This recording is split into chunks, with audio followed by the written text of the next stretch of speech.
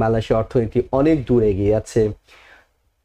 South এশিয়ার emerging tiger বলা হচ্ছিল বাংলাদেশকে, কিন্তু পরবর্তীতে সে একটা সময় দেখা গেল অর্থনীতির অবস্থাটা তেমন একটা ভালো নয়। বাংলাদেশে যে আমলাতন্ত্র তারাও এটার সাথে একাত্ম হয়ে, সম্ভবত তারাও একাত্ম না হলে এইভাবে হতে পারতো না। তারা হওয়ার কারণে ব্যাংকিং সেক্টরটা একটা লুটেরার রাজত্বের মধ্যে চলে গেল। ব্যাংক থেকে বিপুল পরিমাণ অর্থ এই মাফিয়া চক্ররা নামে বেনামে নিয়ে নিল। আজকে অ্যাকাউন্ট হয়েছে, আজকে লোন হয়ে গেছে, এরকম নজির অগণিত পাবেন। বাংলাদেশের অর্থনীতি অনেক দূর এগিয়ে আছে। সাউথ এশিয়ার ইমার্জিং টাইগার বলা হচ্ছিল বাংলাদেশকে, কিন্তু পরবর্তীতে সে একটা সময় দেখা গেল অর্থনীতির অবস্থাটা তেমন একটা ভালো নয়। বিশেষ করে বাইরের বিভিন্ন দাতা সংস্থার কাছ থেকে একের পর এক ঋণের জন্য আবেদন করা হচ্ছে। অর্থনীতির অন্যতম চালিকা শক্তি একটা হলো ব্যাংকিং সেক্টর। বাংলাদেশের ব্যাংকিং সেক্টরের এই বেহাল দশার কারণটা কি? Thank you very much. আপনি অনেক সুন্দর একটা প্রশ্ন, জন্য আপনাকে অনেক ধন্যবাদ। আসলে বাংলাদেশের ব্যাংকিং সেক্টরটা আপনি যেটা বললেন ঢাকঢোল পিটানো ছিল, সেটা হয়েছিল আজ থেকে বেশ কিছু বছর আগের। তখন আপনার থেকে সে ধরেন 10-12 বছর 13 বছর আগের যদি পরিবেশ পরিস্থিতি দেখেন, তখন কিন্তু বাংলাদেশের অর্থনীতি খুবই ভালো ছিল, ব্যাংকিং অবস্থা অনেক ভালো ছিল। একটা চক্র দিনে দিনে দিনে দিনে আস্তে আস্তে যে মাফিয়া চক্র তৈরি হলো, সেই চক্রটা ব্যাংকিং সেক্টরকে এমনভাবে গ্রাস করলো চারিদিক থেকে, সেখানে বাংলাদেশে যে আমলাতন্ত্র তারাও এটার সাথে একাত্ম হয়ে, সম্ভবত তারাও একাত্ম না হলে এইভাবে হতে পারতো না। তারা হওয়ার কারণে ব্যাংকিং সেক্টরটা একটা লুটেরার রাজত্বের মধ্যে চলে গেল। কিছু কিছু ব্যাংকের সেক্টরের বিভিন্ন প্রভাবশালী ব্যক্তিরাই জন্যই আজকের এই ব্যাংকের এই অবস্থা হয়ে গেছে। ব্যাংকটা কিন্তু আসলে খুব ভালো ছিল আজ থেকে 12-13 বছর আগে, সেই 2010 সাল থেকে ধরেন তখন ব্যাংকের অবস্থা খুব ভালো ছিল। 13-14তে সে ব্যাংকটা একটু পরিণামে পড়লো, তারপর আবার মোটামুটি একটু ঠিক হলো। কিন্তু 16-17 পর থেকে আমরা দেখলাম ব্যাংকিং সেক্টর দিন দিন একটু নিশ্চিন্তের দিকে যাচ্ছে আস্তে আস্তে। সেটা হলো যে মাফিয়া চক্র যারা ছিল আমলাদের সাথে একসাথে মিলেমিশে, এদের কারণে বাংলাদেশ ব্যাংকিং সেক্টরটা খুব একটা খারাপ পর্যায়ে চলে গেল। ব্যাংক থেকে বিপুল পরিমাণ অর্থ এই মাফিয়া চক্ররা নামে বেনামে নিয়ে নিল। বড় বড় আপনারা সবাই জানেন, একটা স্বার্থন্বেষী মহলের হাতে যদি 8টা ব্যাংক চলে যায়, তো অটোমেটিক্যালি আপনার বোঝা যায় যে ব্যাংক সেক্টরটা কোথায় গিয়ে দাঁড়াচ্ছে। সেম ঘটনা ঘটলো ইসলামী ব্যাংক, বাংলাদেশের সবচেয়ে বিগেস্ট ব্যাংক, ফিনান্স, তাদের ইনভেস্টমেন্ট সব কিছুতে তারা দেয়ার ভেরি এক্সট্রিম জায়গা ছিল। সেই ব্যাংকটাও যখন একটা চক্র হাতে চলে গেল, তখন সেখান থেকে আস্তে আস্তে ব্যাংকটা খারাপ হতে থাকলো। এটাই এর পিছনে আপনি বলছিলেন যে আমলাতন্ত্র অনেক বেশি জড়িত, কিন্তু পাশাপাশি রাজনীতি কতটা জড়িত ছিল? এরা তো এই আমলাতন্ত্রের লোকরা আর প্রভাবশালী লোকরা, মাফিয়া যাদেরকে বলা হয়, এরা সবাই তো রাজনীতির সাথে জড়িত। রাজনীতির সাথে জড়িত না থাকলে এই দুইটা সেক্টর এত বেশি সম্পৃক্ত ছিল, না থাকলে কিন্তু এই ঘটনাগুলি ঘটতে পারতো না। আপনি যে পরিবারটি হয়তো নাম নিচ্ছেন না, যে একটি পরিবারের হাতে 8টি ব্যাংক চলে গিয়েছিল, এবং তারা বিভিন্ন ব্যাংক থেকে, তাদের নিজস্ব ব্যাংক থেকে, অন্যান্য ব্যাংক থেকে নামে বেনামে প্রচুর অর্থ, প্রচুর লোন, তারা কোটি কোটি টাকা সেখান থেকে নিয়ে গেছে। কোটি টাকা তো না, এটা শত হাজার কোটি, হাজার হাজার কোটি টাকা। এমন অবস্থা দাঁড়িয়েছে আপনার, এই মাফিয়া চক্ররা যারা বিভিন্ন ব্যাংকের মেইন জায়গা ছিল, চেয়ারম্যান পদে ছিলেন, তাদের যে একটা ছত্রছায়া ছিল, সেই ছত্রছায়া থেকে তারা আমি দিচ্ছি ওনাকে, উনি দিচ্ছে আমাকে, তারা এক্সচেঞ্জ করছে, আদান প্রদান করছে। আমি আমার ব্যাংক থেকে ওনাকে দিয়েছি, ওনার ব্যাংক থেকে আমি নিয়েছি, এবং নামে বেনামে। নিজেদের নামে কিন্তু খুব একটা নাই, সব তারা বেনামে করছে, করেছিল, যার জন্য এই এখন তাদেরকে ধরা যাচ্ছে না। বেনামে করার কারণে তাদেরকে ধরা যাচ্ছে না। এখন আমি আমার ব্যাংক থেকে বেনামে যদি আরেকজনকে দিয়ে থাকি, তাকে ধরবো কিভাবে? এখন ওই লোকটাকে তার ধরা যাচ্ছে না। বেনামের লোকটা তো নাম আছে, কিন্তু ম্যান ইজ নট দেয়ার। কিন্তু ব্যাংকে যে কর্মকর্তারা, তারা কি বাধ্য ছিলেন? তারা বাধ্য না থাকলে তার করতে পারতো না, তারাও বাধ্য ছিল। একটা লোন পাওয়ার তো নির্দিষ্ট কিছু নিয়ম আছে, সেই ক্রাইটেরিয়া ফুলফিল না করলে কিভাবে? এমনও আছে যে বাংলাদেশে আপনার বিগত কয়েকটা বছর আপনি যদি যান দেখবেন, এবং ব্যাংকগুলিতে খোঁজ নিলে জানবেন আজকে অ্যাকাউন্ট করছে, আজকেই লোন হয়ে গেছে। এটা যে আপনার লোনের একটা সিস্টেম, সে অ্যাকাউন্ট করবে, প্রপোজাল পাঠাবে, প্রপোজালটা স্ক্রুটিনি হবে, একটা অ্যানালাইসিস হবে, ক্রেডিট কমিটিতে যাবে, ক্রেডিট কমিটি থেকে বোর্ডে যাবে, বোর্ড থেকে আপনার এটা পাস হবে, then it takes at least minimum 10, 15, 20 days minimum. But আজকে অ্যাকাউন্ট হয়েছে, আজকে লোন হয়ে গেছে, এরকম নজির অগণিত পাবেন। কিংবা আজকে অ্যাকাউন্ট হয়েছে, 2 দিন 3 দিন ছিলেন, তাদের কিছু বলার ছিল না এই ধরনের অনিয়ম, তাদের কোনো বলার ছিল না, তাদের কোনো বলার ছিল না, তাদের চাকরির স্বার্থে তাদেরকে করতে বাধ্য হয়েছিল তারা। আমি যদি স্পেসিফিক আপনার ব্যাংকটি নিয়ে কথা বলি, এক্সিম ব্যাংক, যেখানে আপনার আগে আপনি সদ্য চেয়ারম্যানের দায়িত্ব পেয়েছেন, আপনার আগে যিনি চেয়ারম্যান ছিলেন 17 বছর ধরে তিনি চেয়ারম্যান ছিলেন। না, উনি চেয়ারম্যান ছিলেন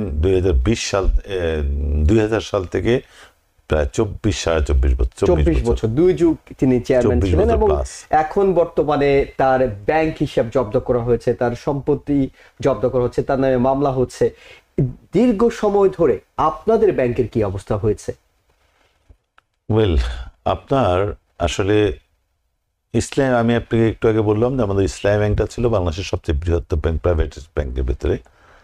ইসলামী ব্যাংকের পরেই মনে করেন 2-3 নম্বরে ছিল এক্সিম ব্যাংক, খুবই ভালো পজিশনে ছিল 2007, 2008, 2009। এরপর থেকে আমার আগের যে চেয়ারম্যান ছিল উনি যখন আগের প্রাইম মিনিস্টারের সাথে একটা সুন্দর সম্পর্ক তৈরি করলো, করতে করতে আস্তে আস্তে উনি একচেটিয়া মানে আধিপত্য বিস্তার আরম্ভ করলো। করতে করতে উনি তখন উনিও একজনকে দেয়, উনিও তাদের থেকে নেয়, উনিও বিভিন্ন নামে উনি লোন নিছে, নিয়ে উনি ব্যাংকটাকে একটা মানে খুবই খারাপ পর্যায়ে নিয়ে এসছে, যেটা আমি এখন মানে আমি তো গত 29 তারিখে, সম্ভবত 29 তারিখে আমি চেয়ারম্যান হলাম। তারপরে 1 তারিখ থেকে যখন মানে আরম্ভ করলাম দেখাশোনা করা, তখন থেকে দেখি যে মানে টাকাই নেই।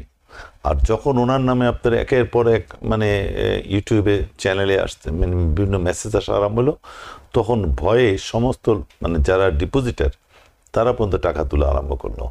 ওই টাকা তুলতে গিয়ে ব্যাংকটা একটা প্রবলেম পড়ে গেলো, যার জন্য আমরা একটা পর্যায়ে গিয়ে বাংলাদেশ ব্যাংকের থেকে 1000 কোটি টাকা লোন নিলাম 3 মাসের জন্য। এটা আস্তে আস্তে এখন আমরা রিকভার করার পর্যায়ে আছি। মানুষ এখন আবার কিছুটা আস্থা ফিরে আসছে, তবে এটি একটু সময় লাগবে, হয়তো 3-4 মাস 5 মাস লেগে যাবে, ঠিক হয়ে যাবে ইনশাআল্লাহ, আমরা আশা করি। সবচেয়ে বড় যে জায়গাটি আপনি বলছিলেন যে যারা বিনিয়োগকারী কিংবা যারা আপনাদের ব্যাংকে আমানত রাখছেন তাদের মধ্যে আস্থার সংকট, এটা শুধুমাত্র আপনাদের এক্সিম ব্যাংক নয়, বাংলাদেশের যে ব্যাংকগুলো আছে বেশিরভাগ ব্যাংকের ক্ষেত্রে যে ব্যাংকগুলিতে মাফিয়াদের রাজত্ব ছিল, সে ব্যাংকগুলিতে, যেমন আপনার ইবিএল দেখেন, ইবিএল সেই প্রবলেম নাই। আপনার প্রাইম ব্যাংকে দেখেন, ওই প্রাইম ব্যাংকে ওই প্রবলেমটা নাই। এরকম কিছু কিছু ব্যাংকে এই প্রবলেমটা নাই। বাট যে ব্যাংকগুলিতে মাফিয়াদের রাজত্ব ছিল, সেই ব্যাংকগুলিতে কিন্তু এরকম প্রবলেম। এটা প্রায় 12, 14, 15, 16টা ব্যাংক আছে যাদের এই প্রবলেমটা সাফার করছে। এক্ষেত্রে একটা বিষয় হলো যে first generation bank, second generation bank, even third generation bank পর্যন্ত কিন্তু এই সমস্যাগুলো একটু কম ছিল। যখন ফোর্থ জেনারেশন গিয়ে এতগুলো ব্যাংককে অনুমোদন দেয়া, বাংলাদেশের এত ছোট অর্থনীতির একটা দেশ, সেখানে 62টার মতো ব্যাংক রাখা, অনুমোদন দেয়া, সেটা কি আসলে এইসব কারণে যে ব্যাংকের অনুমোদন দিলেই সেখান থেকে একটু লুটে পুটে খাওয়ার একটা সুযোগ তৈরি হয়, সেসব কারণে কি হয়েছে কিংবা দরকার আছে কিনা এতগুলো ব্যাংক? আপনার থার্ড জেনারেশন, আমরাও থার্ড জেনারেশন ব্যাংক, এক্সিম ব্যাংকও third generation bank. Third generation ব্যাংকের পরে কিন্তু আর কোনো ব্যাংক আমার মতো মনে হয় যে আর দরকারই ছিল না।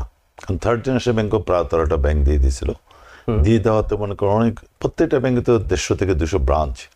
এর first generation, second generation bank সব মিলে প্রচুর ব্রাঞ্চ, অনেক। এরপরে যখন ফোর্থ ফিফথ জেনারেশন ব্যাংক হলো, তখন প্রায় 15টার মতো ব্যাংক হয়ে গেল। আপনার সীমান্ত ব্যাংক হলো একটা, বিডিআর ব্যাংক, সীমান্ত ব্যাংক। এখানে কতজন লোকের ব্যবসা হবে? সীমান্ত ব্যাংকের মানে ক্যাপিটাল কত, কিংবা ব্যাংক কতটুকু ব্যাংকিং করবে ওরা, সে একটা এক্সাম্পল দিলাম। আপনার এই যে আনিসুল হক সাহেব আইনমন্ত্রী, ওনাকেও একটা ব্যাংক দিয়ে দিল। উনি একটা ব্যাংকগুলো কি করতে পারবে এতটুকু? যেখানে 400 কোটি টাকার ডিপোজিট লাগবে ব্যাংক করতে, সেখানে এই 400 কোটি তারা পাবে কোথায়? একজন লোকে মানে কয়েকজন লোকেরা করলো এরকম কয়েকটা ব্যাংক, মধুমতি ব্যাংক, এরা 400 কোটি টাকা দিয়ে ব্যাংক করতে হয়েছে তাদেরকে। তো এটা বিশাল একটা অ্যামাউন্ট। তো এরা এই টাকাগুলি, তারা এই ব্যাংকগুলি করার অর্থই ছিল তাদের নাম প্রতিপত্তি সাথে সাথে সেখান থেকে একটা বিশাল সাম্রাজ্য করে তোলা, এটাই ছিল তাদের, আমার মতো মনে হয় আর কি। আমি যা দেখলাম এখন, যা দেখি মানে এত বছর পরে যা দেখতে পাচ্ছি, তাতে মনে হয় এটাই হলো কারণ। যেমন মনে করেন ইউনিয়ন ব্যাংক, তারপরে আপনার এই যে ওই সময়কার NRPC, NRP bank, bank, Padma bank, এরা তো সব তাই হলো, বুঝছেন না? মানে আলটিমেটলি আপনার ওই ফোর্থ জেনারেশন ব্যাংক থেকে দেখেন একটা ব্যাংক কিন্তু খুব একটা ভালো পজিশন নাই। অনেকগুলো ব্যাংকে একীভূত করতে হলো, অন্য ব্যাংক একীভূত করতে কেউ রাজি হচ্ছে না এখন আর। আচ্ছা, গভর্নমেন্ট মানে আরেকজনের ব্যর্থতার দায় কেন আমি নেব? কে নেবে? আপনার একজনের 3,000, 4,000, 5,000, 6,000 কোটি টাকা লাইব্রেরি, যেটা ফেরত আসবে না। এই আরেকটা ব্যাংকে 5,000, 6,000 কোটি টাকা নিয়ে কি করবে? সে লাইব্রেরি নিয়ে কতদিনে সে এইসব টাকা উঠাবে? সে তো রিকভারি করতেও পারবে না এদের। কিন্তু অনেক ম্যাক্সিমাম টাকা তো বেনামি, যে একটু আপনি যেটা বললাম যে এইগুলি ম্যাক্সিমাম আপনার বেনামে, ছবি আপনার, নাম আরেকজনের, ঠিকানা কিন্তু আরেকজনের। এত বড় দুর্নীতি হয়ে গেল, ব্যাংকের কর্মকর্তারা নয় বাধ্য হলেন, পরিচালনা পর্ষদ গুলো কি করলো? তাদের কি এখানে পরিচালনা পর্ষদের, এদের এই মাফিয়াদের কাছে পরিচালনা পর্ষদের করার কিছুই ছিল না। পরিচালনা পর্ষদটা জাস্ট মানে আপনার ওই যে ফর নাথিং। আর ওইখানে ম্যাক্সিমাম ইয়েটাই করতো আপনার এই চেয়ারম্যানরা পোস্ট ফ্যাক্টর করে ফেলতো। আচ্ছা, তাদের কোনো মানে অন্য কারো কোনো তোয়াক্কাও করতো না, কোনো কিছুই করতো না, যার জন্য এগুলি তারা করে ফেলছে। যেমন আমি যখন ভোট করলাম, আমি 3টা ভোট করে আসছি 1 তারিখ থেকে আমি এই পর্যন্ত আসা 15 তারিখ আসছি। আমি আসার সময় পর্যন্ত আমি 3টা ব্যাংক, আমি 15 তারিখ রাতের রওনা দিচ্ছি, 15 তারিখে আমি আরেকটা করেছি। আমি যতটুকু পারছি এই 3টা মিটিংয়ে আপনি সব কিছু আমি ট্রান্সপারেন্ট করার জন্য বলছি, এবং আমি পুরো বোর্ড সহ এমডি সব মিটিং করে স্ট্রেট বলে দিচ্ছি এভরিথিং শুড বি ট্রান্সপারেন্ট, এবং সব কিছু আলোচনার মাধ্যমে কোনো কিছু, আমি তো কোনো অর্ডার দিবই না, কেউ কোনো অর্ডার দিতে পারবে না। এই নিয়মের বাইরে ব্যাংকিং নিয়মগুলিকে আমাদের কাছে দিতে বলছে, এবং নিয়মের বাইরে কোনো কিছু হতে পারবে না। এবং একটা লোক লোনের জন্য, যদিও আমি এখন আমার ব্যাংকে একটু ফিনান্স প্রবলেম চলতেছে, আমাদের মতো ধরো 15-20টা ব্যাংকেই চলতেছে, আমি আপাতত নেক্সট 6 মান্থ আমরা কোনো লোন দিব না, নতুন কোনো লোন তৈরি করব না। আমরা রিকভারি, যে সমস্ত প্রবলেম সেগুলিতে রিকভারি করার চেষ্টা করব। প্রতি মাসে আমাদের একটা ভালো রিকভারি আসতে হবে, আমার ডিপোজিট বাড়তে হবে, আর যারা খারাপ আছে তাদেরকে নিয়ে আমাদের আলাদা আলাদা করে বসতে হবে। ভালোদেরকে আমরা ভালোভাবে ট্রিট করব, খারাপ যারা হয়ে গেছে তাদেরকে আমার নিয়ে বসে ওদের সাথে কীভাবে ওরা নিজেরা ডেভেলপ করবে, কিভাবে তারা পে অফ করবে, তাদেরকে সময় দিব। কিন্তু অনেকেই তো পালিয়ে যাচ্ছেন, যারা ঋণ নিয়েছেন তারা পালিয়ে যাচ্ছেন, ব্যবসা প্রতিষ্ঠান বন্ধ করে দিচ্ছেন, অনেকগুলোতে আগুন ধরানো হচ্ছে, নানা সমস্যা তৈরি হচ্ছে বাংলাদেশের পরিবর্তিত রাজনৈতিক পরিস্থিতিতে। আপনার কাছে শেষ পর্যন্ত কি হয়? শুধু আপনার ব্যাংক নয়, আপনি বলছিলেন আরো 15-16টি ব্যাংক এই ধরনের সমস্যা ফেস করছে, তারা এখন নতুন করে কোনো ঋণ দেওয়ার সাহসই আপনারা পাচ্ছেন না, অথচ ব্যাংকের কাজই হলো অর্থ নেবেন এবং ঋণ দেবেন, সেটা থেকে মুনাফা নিয়ে আপনারা আপনাদের যারা আমানত রাখছে তাদের মধ্যে বিনিয়োগ করবেন, বিতরণ করবেন। এই অবস্থা থেকে উত্তরণ কি সম্ভব? আপনি যেটা বললেন ঋণ দেওয়ার সাহস পাচ্ছেন না, ঋণ দেওয়ার সাহস আছে, কিন্তু ঋণ দেওয়ার মতো ফিনান্সটা নাই এখন, সক্ষমতা এখন ততটা নাই, 1 নাম্বার। আর যখনই আপনি একটা ঋণ দিবেন তখন সেটার পিছনে আপনাকে অনেক লোককে কাজ করতে হয়, স্ক্রুটিনি করা, ঋণটা কিভাবে দিবেন, সে কি কাজ করবে, সবকিছু অনেক কাজ থাকে এখানে। ওইখানে কাজ করতে গিয়ে আমার এখন যে প্রবলেমগুলো আছে রিকভারি করা, এবং যারা এখন বর্তমানে যারা একটু প্রবলেম আছে তাদেরকে কিভাবে নার্সিং করতে হবে, সেটার উপরে আমাদের যদি কিছুদিন 2-3 মাস 4 মাস আমরা সময় দিই, তাহলে ব্যাংকটা বেটার হবে, নতুন পার্টির থেকে এটা অনেক বেটার হবে। তারপরে আস্তে আস্তে 3-4 মাস পরে একটু মোটামুটি একটা সাইজে আনার পরে একটা জায়গায় আসতে পারলে তখন আমরা হয়তো আবার নতুন করে দেওয়া আরম্ভ করব। কিন্তু ওভারঅল যদি আমরা কথা বলি, ব্যাংকিং সেক্টর, বাংলাদেশি ব্যাংকিং সেক্টরের যে সংস্কার, সুশাসনের কথা বলা হচ্ছে, নতুন গভর্নর এসেছেন, তিনি বলছিলেন যে সরকারি ব্যাংকের উপর তাদের নিয়ন্ত্রণ নেই, বেসরকারি ব্যাংকের উপর তারা নিয়ন্ত্রণ রাখেন। এই ধরনের 2 ধরনের ব্যবস্থাপনা খুব বেশি দেশে নেই, যে বাংলাদেশ সেন্ট্রাল ব্যাংক অন্য ব্যাংকের উপর খুব বেশি খবরদারি করতে পারে না সরকারগুলো, তাদের নিয়োগ কিংবা অন্য সবকিছু মিনিস্ট্রি থেকে হয়, প্রশাসনিকভাবে হয়। এই ব্যবস্থাপনাটাকে ঢেলে সাজিয়ে পুরো একটা কাঠামোর মধ্যে নিয়ে আসা দরকার কিনা? দেখেন, এটা খুব ভালো একটা প্রশ্ন আপনার। বাংলাদেশ ব্যাংকের বর্তমান গভর্নর সাহেব ইজ এ ভেরি ট্যালেন্ট মানুষ, অসম্ভব জ্ঞানী মানুষ। উনি ওয়ার্ল্ড ব্যাংকও ছিলেন, এফএম ছিলেন। ওনাকে যার জন্য গভর্নর করা হয়েছে, ওনার বয়স কিন্তু 72, আমরা যতটুকু জানি, বাট ওনার যে অনেস্টি, সিনসিয়ারিটি এবং মানে কাজের অভিজ্ঞতা, উনি সেই সাথে সাথে কিছু লোক ওনার সাথে বসানো হয়েছে বাংলাদেশ ব্যাংকের এবং ইকোনমিক সাইড থেকে, যেমন এনবিআর এর চেয়ারম্যান সাহেব ইজ এ ভেরি ডাইনামিক লোক, সালাউদ্দিন সাহেব ইজ ভেরি ডাইনামিক লোক, একসময় গভর্নর ছিলেন। উনাদের এই কয়েকজনের সমন্বয়ে যেই প্রবলেমগুলি আপনি বললেন, আগে এই যে বাংলা সরকারি ব্যাংকগুলির কোনো খবরদারি ওনা করতে পারতো না, এটাও নিশ্চয়ই একটা কারণ ছিল, কারণ ছিল। কারণ তাদের নিয়োগগুলো হতো মিনিস্ট্রি থেকে। তো এখন ডক্টর ইউনূস, প্রফেসর ইউনূস সাহেব, উনি তো নোবেল বিজয়ী একজন মানুষ, সারা পৃথিবী ওনাকে সমাদৃত তিনি করে। নিজেও একজন ব্যাংকার, সারা পৃথিবী ওনাকে, উনি নিজেও একজন ব্যাংকার, উনি খুব ভালো জানেন, সারা পৃথিবী ওনাকে সমাদৃত করে। উনি প্লাস আপনার গভর্নর সাহেব প্লাস সালাউদ্দিন সাহেব, এনবিআর চেয়ারম্যান সাহেব, এনারা যে একটা সুন্দর সমন্বয় করে করতে পারে, এগুলিকে মডিফাই করে ওনারা করে নেবেন। এবং আমার বিশ্বাস ওনারা যদি সব দিক থেকে একটু সহযোগিতা পান, তাহলে ওনারা এটা করে নেবেন। এবং ওনাদের, আমিও তো বুঝি না ওনাদের সব মতো দিক করতে বলতে, পারার কিন্তু কথা। আপনাদের মতো বিভিন্ন ব্যাংকের চেয়ারম্যান, পরিচালনা পর্ষদ, তারাও কিন্তু অন্তর্ভুক্ত। আপনারাও এদের থেকে বেশি সব দিক থেকে বললাম যে সরকারি সব দিক থেকে, মিনিস্ট্রি এবং সরকারের অন্যান্য ডিপার্টমেন্টে তো আছে। আর আমরা তো মনে করেন, আমরা তো মনে করেন সরকার যেটা করে দিবে, সরকার চিন্তা ভাবনা করে করবে, সেটা আমরা মানতে বাধ্য, না? তো ওনারা যদি এরকম একটা সুন্দর সমন্বয় করে বসেন করেন, তাহলে এটা সম্ভব। এভরিথিং ইজ পসিবল, কোনো কিছুই অবাস্তব কিছু না, অসম্ভব কিছু না, এভরিথিং ইজ পসিবল। এখন যারা সহযোগিতাটা তারা পাবেন সেই ক্ষেত্রে, অফকোর্স। আমি সেদিন মানে আমি আসার 3-4 দিন আগে, মানে 12 তারিখ না 11 তারিখ, আপনার ব্যাবের নতুন কমিটি তৈরি হয়েছে। আগে তো আপনাদের চেয়ারম্যান ছিল প্রায় 17 বছর, তো এখন নতুন ব্যাব কমিটি তৈরি করছে, president, vice president, chairman, vice chairman ব্যাবের। দে আর ভেরি ডাইনামিক লোক। একজন তো আপনার ইসলাম ব্যাংকের এমডি ছিলেন, আরেকজন এশিয়া ব্যাংকের চেয়ারম্যান রফ সাহেবের ছেলে রোমরফ সাহেব, আর সরকার সাহেব হলো আপনার ঢাকা ব্যাংকের chairman.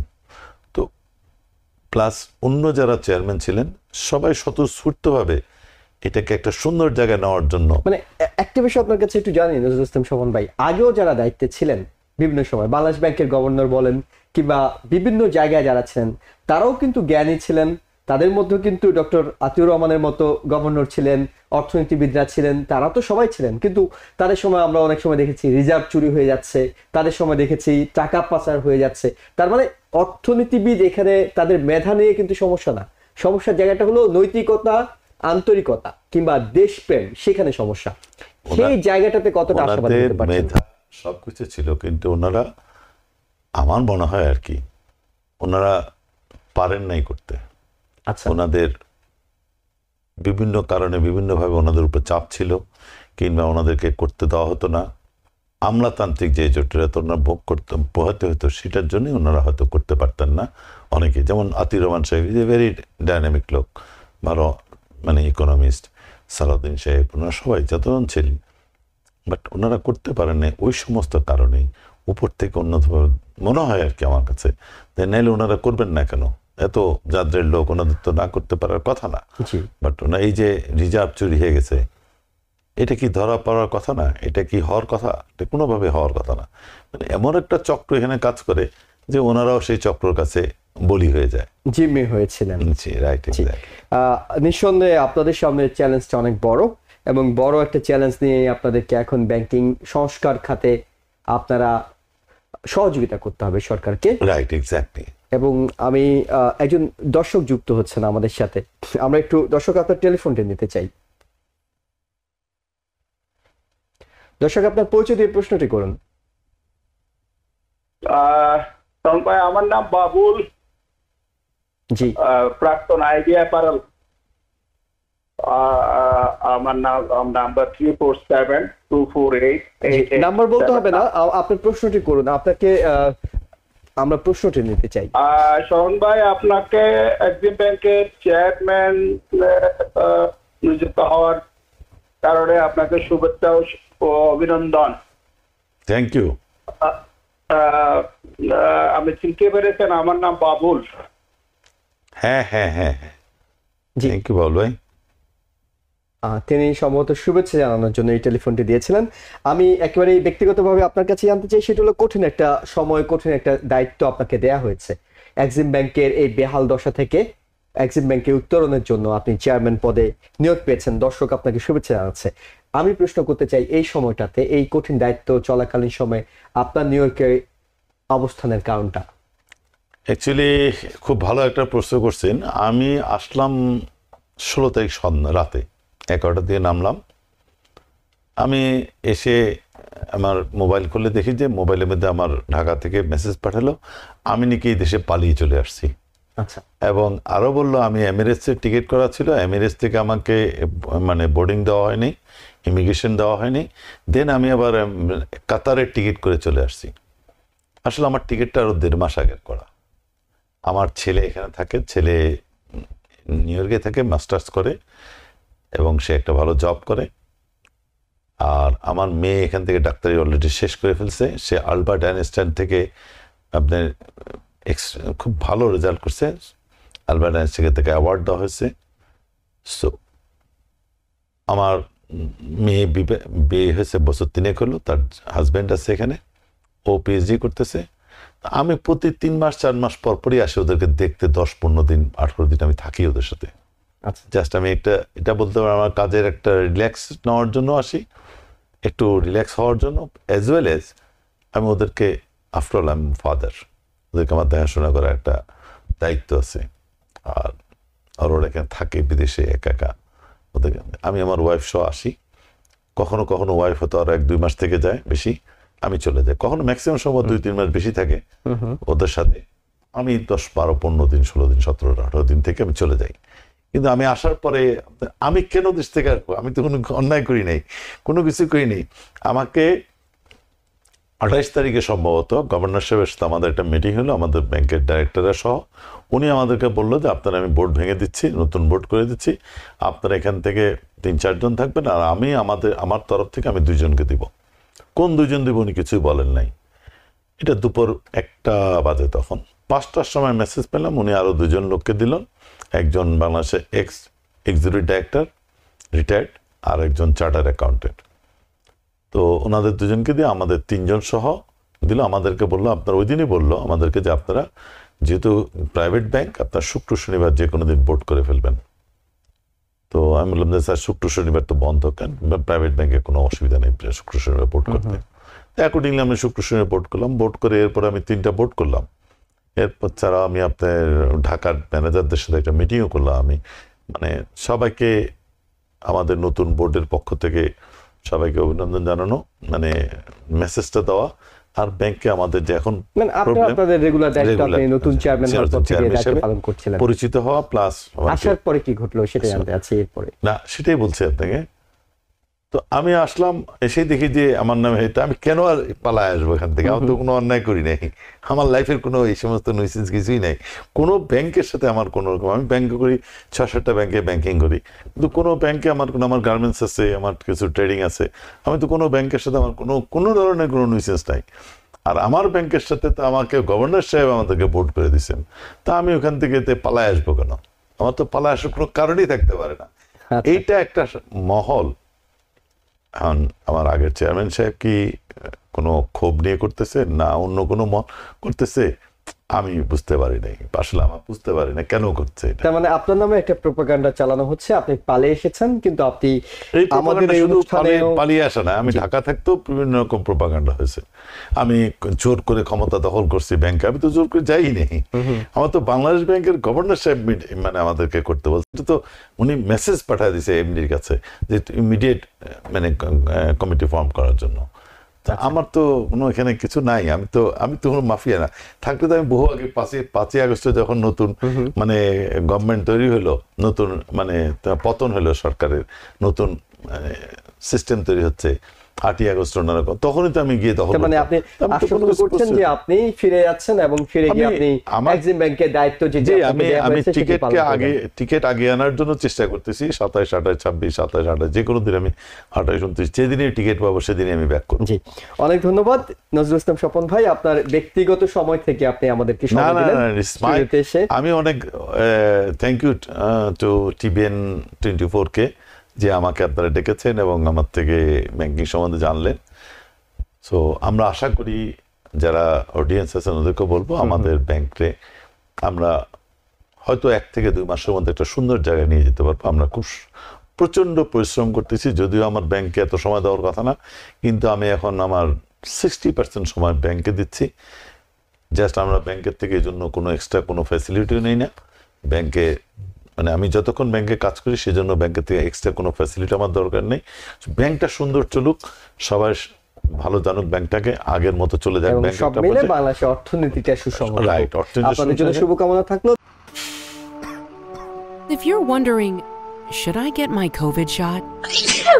Think about other people.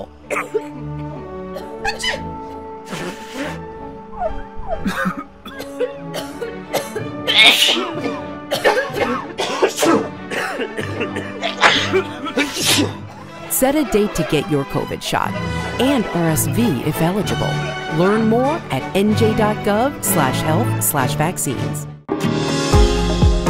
New York থেকে সম্প্রচারিত TVN 24 টেলিভিশন বিশ্বজুড়ে বাঙালির কণ্ঠস্বর।